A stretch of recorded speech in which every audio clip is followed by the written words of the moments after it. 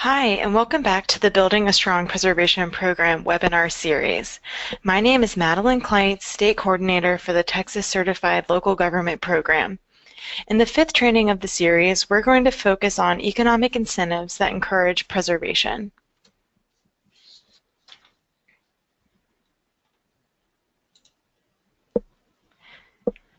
This presentation could be several hours long if we wanted to dive into all of the incentives available to assist preservation efforts.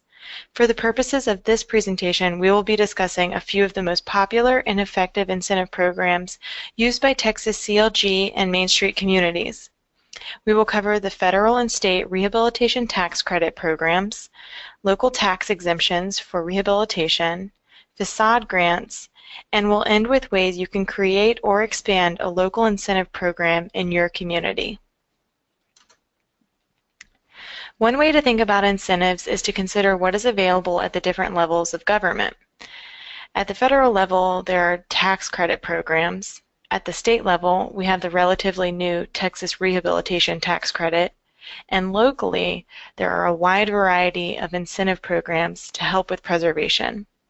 This graphic is not exhaustive, so please refer to the handouts associated with this training for a more thorough list of preservation incentives. In addition to looking at what's available at the different tiers of government, you'll also want to consider who the incentives are targeting. Incentives are usually written with a specific user in mind, like an owner-occupied residence or a commercial business in the downtown, or, more broadly, all income-producing properties.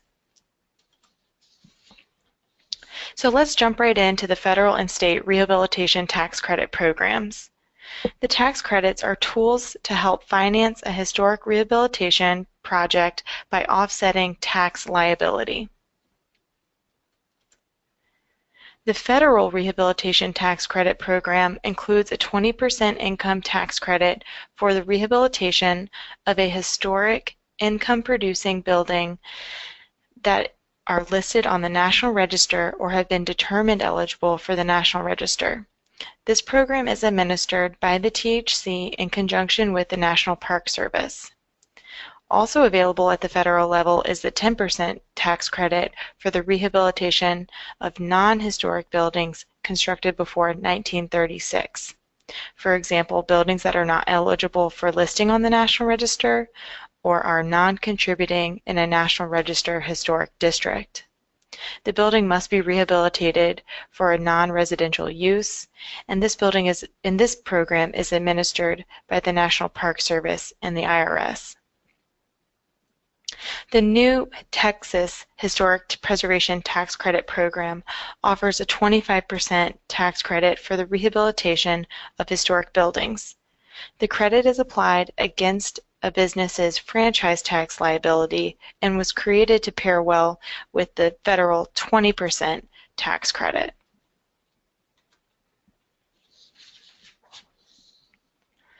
The federal credit is applied to the federal income tax, while the state credit applies to the Texas franchise tax.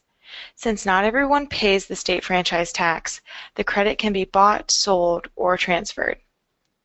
When credits are sold, they are generally sold for a portion of their value. The value of the tax credits on the market is pretty high, especially at the state level because they are so easy to transfer. They sell for generally 80 to 90 cents on the dollar, sometimes more. So if you have a $1 million project, your state credits have a value of $250,000, and that may result in $225,000 cash for your project.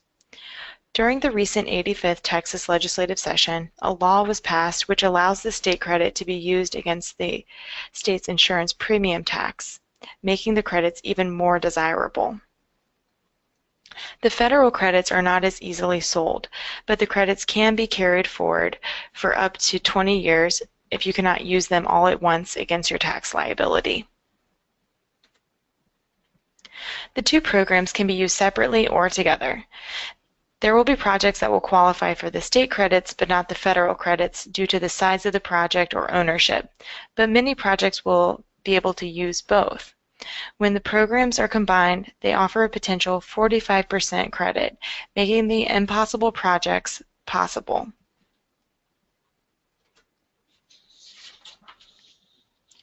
The state program was set up to mirror the federal program in order to make it easier to use the two incentives together.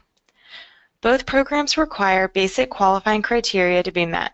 First, the building must be a certified historic structure, and second, the project must qualify as a certified rehabilitation.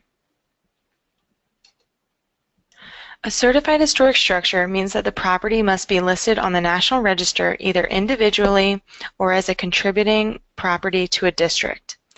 If a property owner is only going for the state credits, the property may qualify if it's designated as a recorded Texas historic landmark or a state antiquities landmark.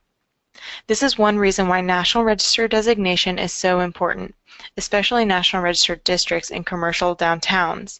The designation opens the door to actually using the federal and state rehabilitation tax credits.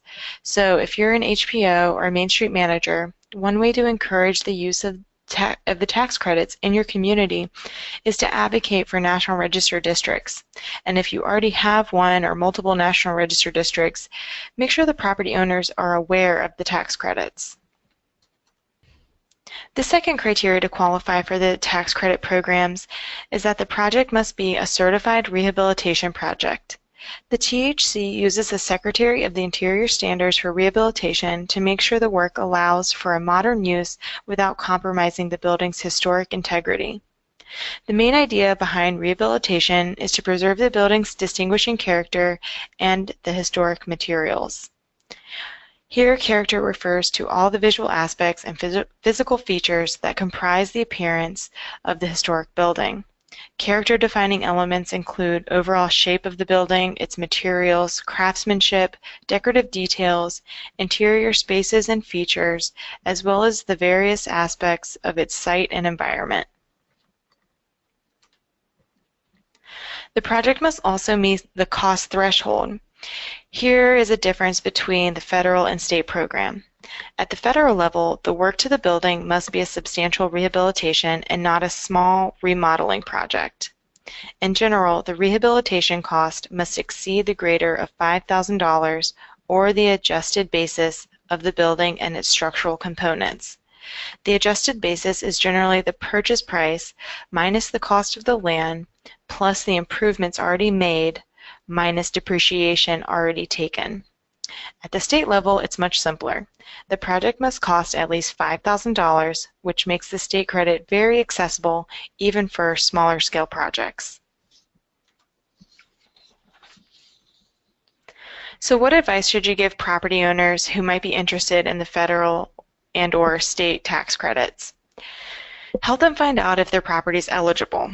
Is the property listed on the National Register, or is it an RTHL or SAL? If the property is not currently designated, you should encourage them to start the designation process as soon as possible. This is one reason why having an updated inventory of historic properties and their designations is important. Next, it's critical to contact the THC tax project reviewers to discuss the project before beginning work. Their phone number is here at the bottom of this slide. It's also important to take photographs to thoroughly document the interior and exterior of the building before beginning any work.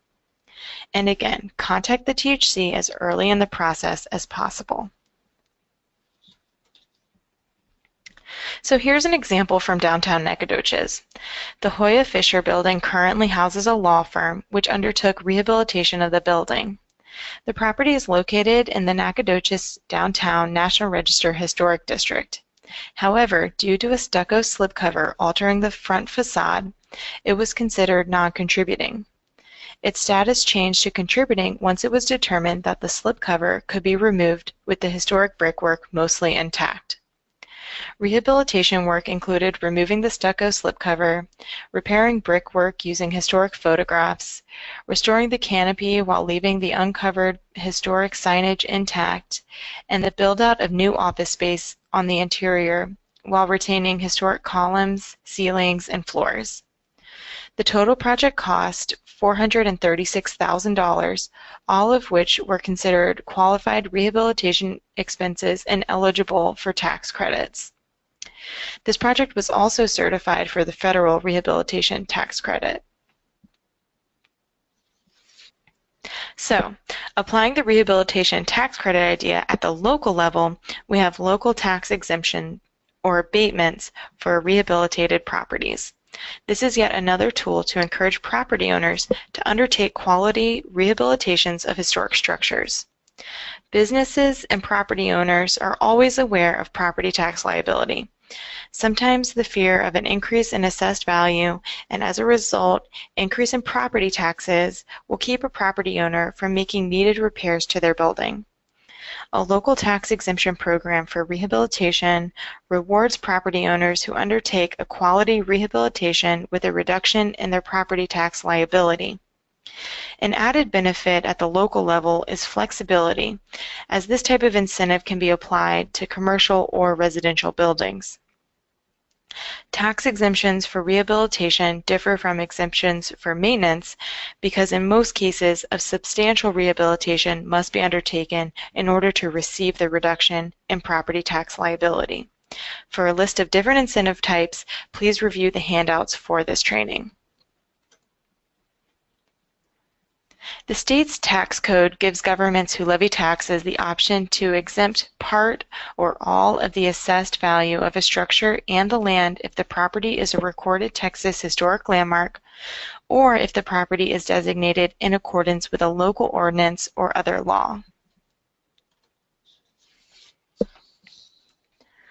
Local tax exemption programs are very specific to a community's preservation needs and available resources, and there are many factors to consider when establishing a program. For example, who is going to pay for the exemption? Will the exemption apply to the city's portion of the property tax bill, the counties, the school districts? Also, what kind of work will qualify for the exemption? In many cases, rehabilitation projects must extend the life of the building. The program in Dallas requires a certain amount to be spent on the rehabilitation based on the rehab value of the property. The exemption amount is determined by how much is invested into the property. Dallas also requires the owner of the property to sign a commitment to repay agreement, which ensures that the rehab property is not fully or partially demolished once the work is complete. To get a better picture of what different programs look like across Texas, check out the handouts for this presentation. Tax exemptions for rehabilitation are very effective because they can make a once financially unfeasible project possible. Cities are also able to target specific areas for revitalization with the tax exemption. A few rehab properties can really get the momentum going in a neighborhood. There is also some control over the quality of the project because a certificate of appropriateness is almost always required before work can begin.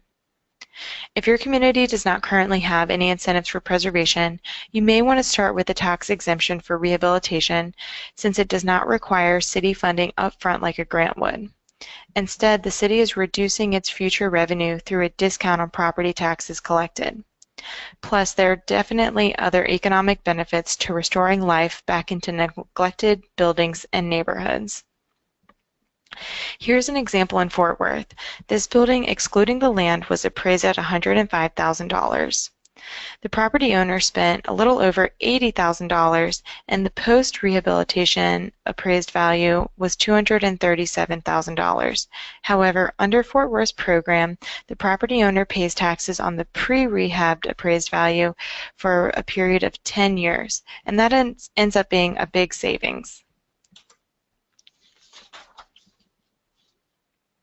San Antonio's incentive program is similar for residential structures. Following a substantial rehabilitation, residential properties are taxed at the pre-rehab assessed value for up to 10 years. The city also offers a special tax incentive for commercial properties. After the rehabilitation, the property owner doesn't pay city property tax for a period of 5 years. And 5 years after, the taxes are assessed at 50% of the post-rehabilitation appraisal value.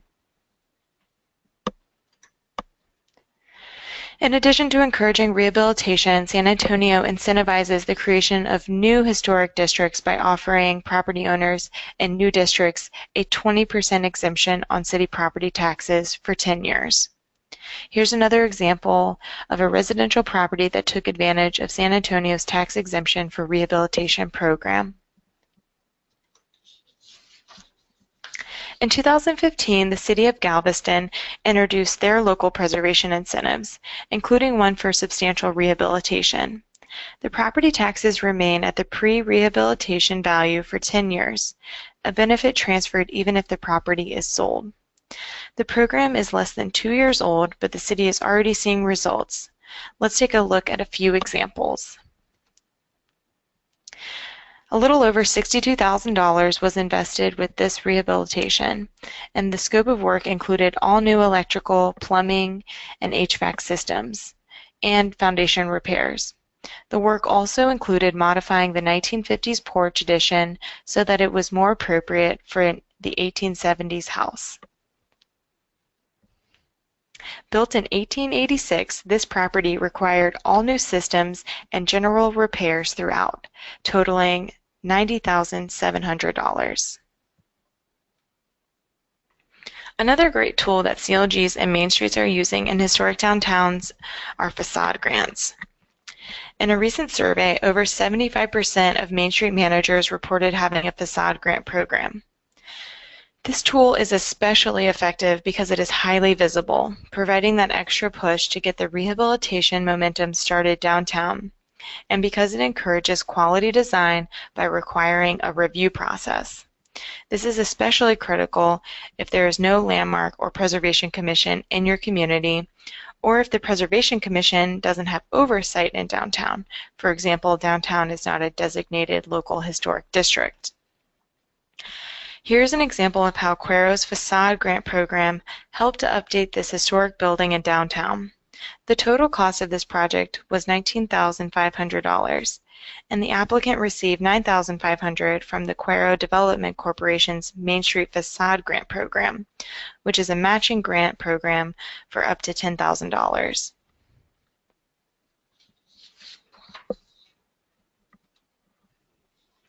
The traditional facade grant typically covers work to improve the front elevation of a building. This includes work on windows, awnings, entrances, and transom lights, as well as repointing brick and the repainting of previously painted surfaces. However, many cities are moving past this traditional definition of facade grant and towards an improvement grant. An improvement grant would cover items that go beyond the facade. For example, repair on replacement of the roof, HVAC, plumbing, electrical, or work to make the building handicap accessible. These types of projects might not be as visible as work done on the facade, but they can greatly improve the life and longevity of the building, in addition to making it more hospitable to modern businesses. The City of Georgetown's grant program now extends to roof and foundation work on commercial buildings in the Downtown Overlay District. It is important to assess the needs of the properties downtown and design a grant program that addresses those needs.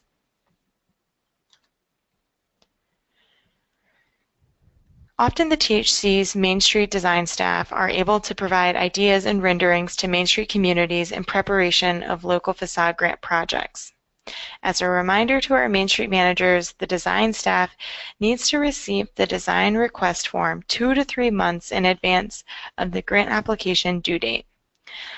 Be sure to note that the request is for a facade grant application when it's submitted to the THC so that staff can make it a priority. Of course, design assistance is free for Main Street cities. This slide features a rendering design staff did for a property in Seguin. Typically, the facade grants require a 100% match by the applicant, but this can vary from city to city.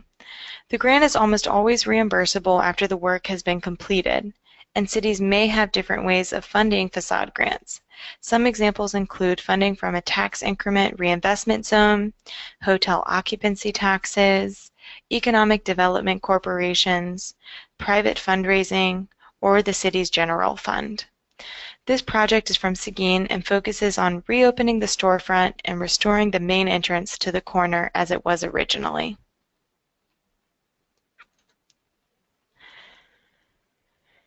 Successful facade grant programs have a clear process and defined rules for the players involved. Which review body needs to approve the design? Will it be the local Main Street Board, the local Preservation Commission, maybe both? Consider that City Council may also want to approve the final project. Also, it needs to be clear on the application who is eligible to apply. Is it the business owner or the property owner? Or must both sign off on the application?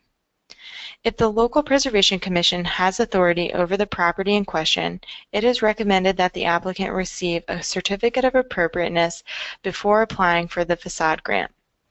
This will give the Main Street Board the confidence that the proposed project meets the Secretary of the Interior standards and the local design guidelines when they make their decision on which project to fund.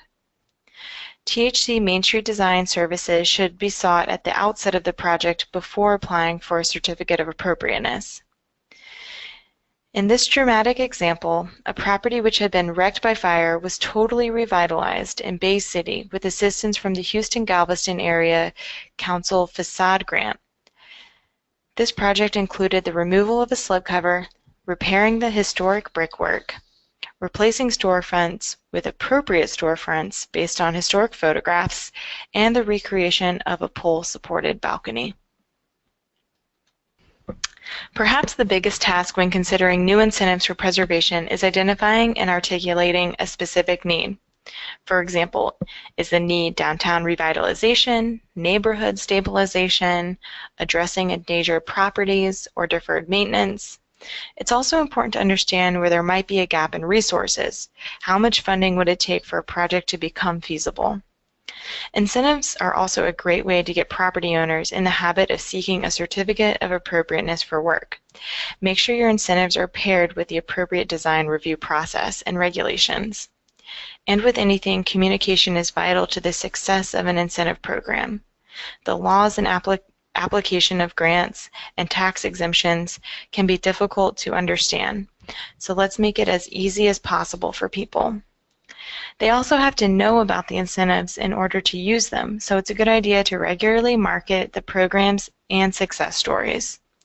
Finally, tie the incentives to the community's overall planning and preservation goals. This concludes the 5th training in the Building a Strong Preservation Program webinar series. Please reach out to us if you have any questions, concerns, or suggestions for future trainings. Thank you.